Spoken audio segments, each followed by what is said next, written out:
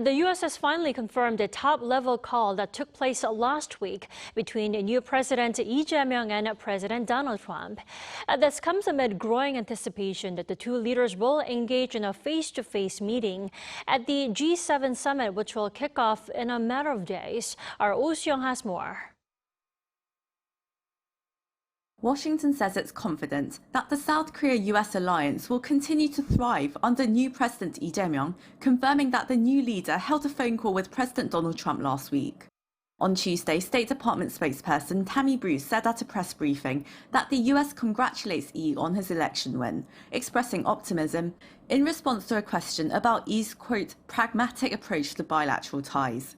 She acknowledged that Lee had spoken with Trump last Friday in a 20-minute phone call, marking the first time a U.S. official confirmed the call had taken place. The conversation itself happened later than expected, on the third day of the Lee administration, bearing contrast with former Presidents Moon Jae-in and Yoon Suk-yeol, who spoke on the phones with their American counterparts within hours of taking office. Following the belated call, President Lee's office almost immediately announced it had taken place, elaborating how the two leaders exchanged pleasantries and agreed on making efforts to reach a mutually satisfactory agreement on tariffs before the Trump administration begins imposing its delayed reciprocal duties on imports. The Lee administration is reportedly aiming to postpone the July 8th deadline. However, no readouts or messages emerged from Washington regarding the top-level conversation.